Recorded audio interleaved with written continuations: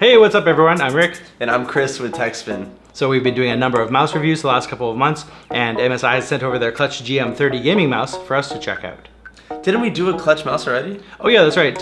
In the MSI Vigor GK30 combo that we reviewed, link up here, there was a Clutch GM11 included with that bundle, and in testing it turned out to be a good performer. So what kind of improvements does this higher tier clutch have to offer?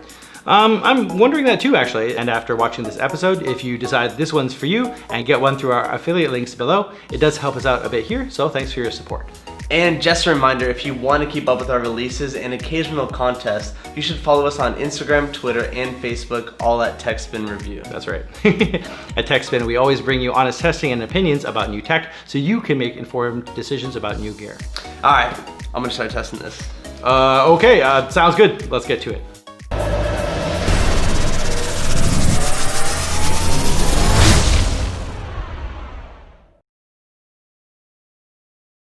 This MSI Clutch GM30 is a mid-tier gaming mouse, retailing for under $55 US, in the UK about £40, around 95 Celine Dion's, and 1390 NT in Taiwan at time of publication. The Clutch GM30 is double injection molded with a symmetrical design and U-shaped lighting accent around the central stripe and DPI button. Oh, if you're looking for something to match with this, we'll throw the link up for the MSI GK50LP gaming keyboard that we have just reviewed. Feel free to check that link and come on back for the rest of this review when you're done. The gunmetal gray top matte finish has a decent grip, also matching other components on offer in MSI's lineup. Measuring 128mm long by 62 wide and 35mm high, this mouse is a little longer, which fits medium to larger hands well, a low profile design which fits into the bottom of the palm. The main buttons are Omron switches with over 20 million click lifespan, and the sensor is a Pixart PAW3327 optical type with 6200 DPI precision and 1000 Hz pull rate. The 3327 handles 220 IPS or inches per second over 5.5 meters a second and up to 30 G as in G-force. During testing, we found the liftoff distance is roughly 3 to 4 millimeters from the pad until it loses tracking, and its perfect control speed is high enough that we couldn't hit the MSI Clutch GM30's limit to make it spin out in game, so that's very good. The left side buttons are shaped into a ridge and take a normal amount of pressure to trigger with a tactile kind of feel. The top of the mouse is a V-type spacer design between the palm rest and the main buttons. It's visually striking and helps to frame the extra middle lighting accent. MSI has this dragon scale texture for the sides, which has a very grippy texture, and in testing it turned out to perform really well. Scrolling with the wheel does make a bit of noise with pronounced notches. Good rubber is covering the wheel, and very little travel is needed to click down the wheel. The mouse comes with a 2-meter TPE cable, ending with a rubber strap and a gold-plated connector. And this mouse is quoted at 98 grams, and it looks like with the cable, it hits about that. This is middleweight mouse territory, lightweight goes to 95 grams, and heavyweight starts at 110 grams and up. MSI's warranty varies per region. This mouse is really solid with zero flex or creaks. And the mouse buttons have decent response. Here's a listen.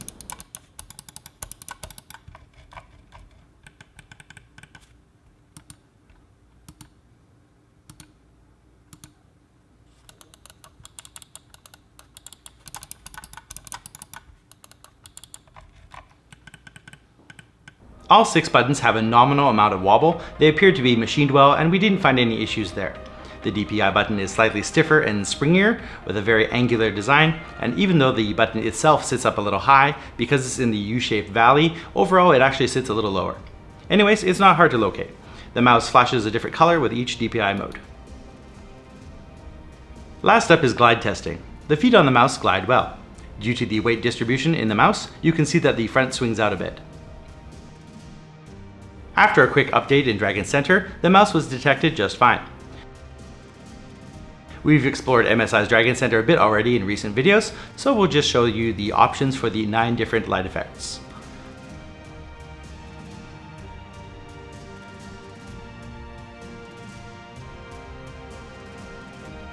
We'll also note that the DPI goes from 200 to 6200 in steps of 100, with the default set at 400, 800, 1600, 3200, and 6200.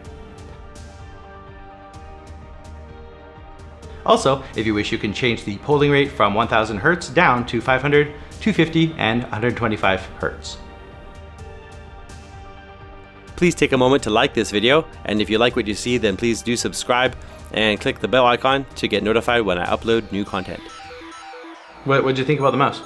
Overall, it left a good impression. First impression on me. I think if we're gonna look at the overall look, it definitely grabbed my attention from the lights and the nice design. It's definitely an attention grabber. That's true. I really like the angular, like something you don't normally see is like a gap between the top buttons and also the main palm surface of the mouse, and to have that kind of V shape and accentuating the RGB, and there's even some RGB shining through the mouse wheel as well. So yeah, exactly. With all the lights and like you said, the light down the middle definitely caught my attention. I really like the look of it. Yeah. The click feel, it's like we said, it's not too strong, not too soft. It's like about a medium click feel. Obviously has sound.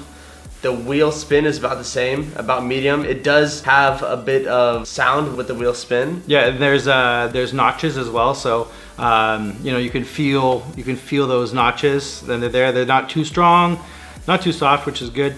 We were talking about the left and right buttons. Those are normal kind of Omron switches. So they have this very typical Omron response that if you used one of those switches, you know what it feels like, right?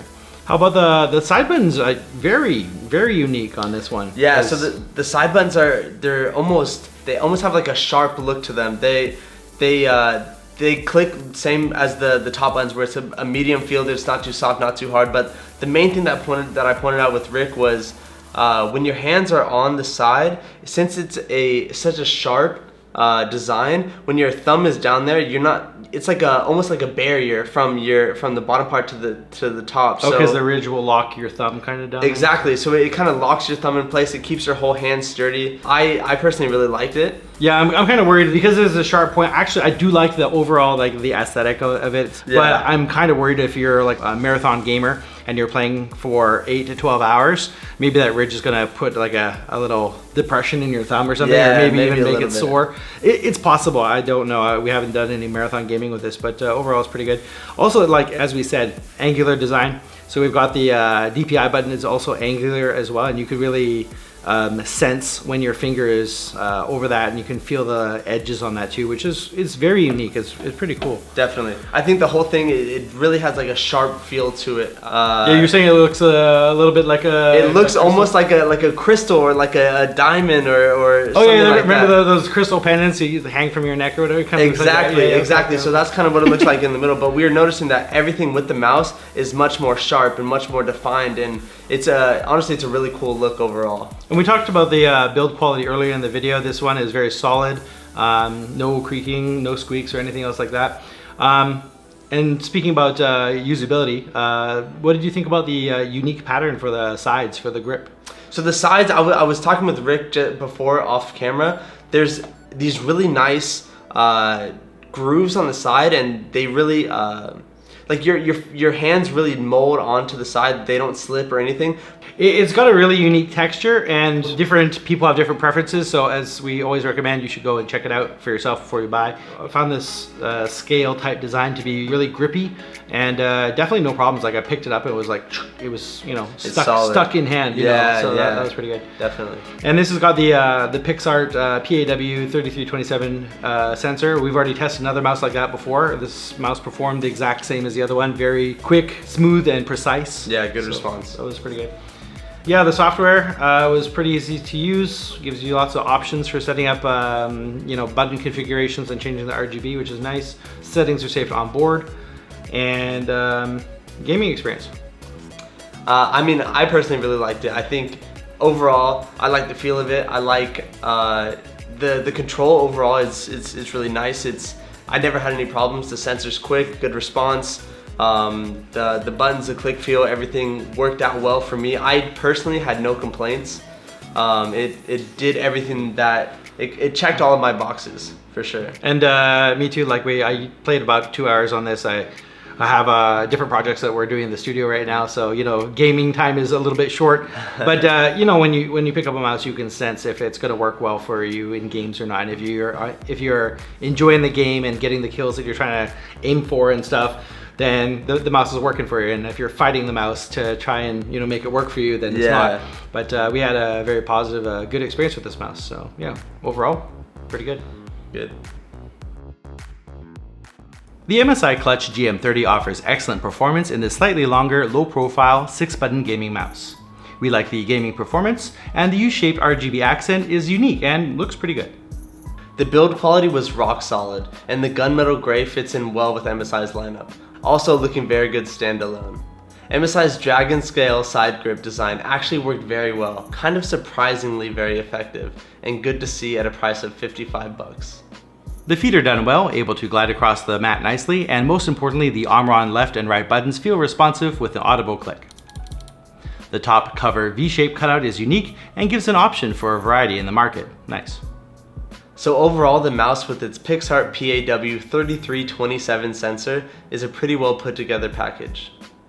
We usually talk about things we think could be improved here. In this case, it's important to talk about testing impressions and a small bit of design. So the first thing will be that this mouse is a little front heavy. This may be just fine for some users. For example, this might suit RPG gaming better than shooter games. I've owned a few front heavy mouse, including some Thermaltake ones with adjustable weights, and didn't really have any issues playing through Mass Effect Trilogy and Borderlands, so this may come down to your preference. If having a TPE type cord is what you like, or if having braided doesn't really matter, then this might be fine, but this mouse cable isn't as flexible as we had hoped. In testing, we felt it added a tiny amount of resistance to usage. And let's talk about the sharp ridge design on the left side buttons. I'm thinking that this place would likely show the first signs of wear. I've had a lot of electronics, and it's the sharp edges which always get rubbed off first with usage. Also, I kind of wonder if the ridge would end up pressing a line into your thumb over time. On the good side, we were really surprised the side grips worked as well as they did, and the total functionality and design work well in hand. There are many options at this price range. We'll throw a list up here of recent testing, though this MSI Clutch GM30 has a design with its own appeal. If you grab one through our affiliate links below, by the way, it does support us here with no extra cost to you. Up next, we have some cases and an Intel system build, I think. So give us a quick follow on social media. You can find us at Techspin Review on Facebook, Instagram, and Twitter, and you can be notified about new contests and episodes. What peripherals do you want to see reviewed here? And what's your favorite setup? Or what are you looking at getting? Join the discussion in the comments. Please do hit that thumbs up button if you like this video, or tell us how we could improve for next time. To see more videos like this, please do subscribe for new content, and be sure to click that bell icon to get notified when we put up a new video. We do check the comments and try to respond to most, so if you have a question or if we missed something, then please do tell us down below. And let us know what you'd like to see next. We really appreciate you watching this far. Thanks for your time, and we'll see you on the next. Bye for now.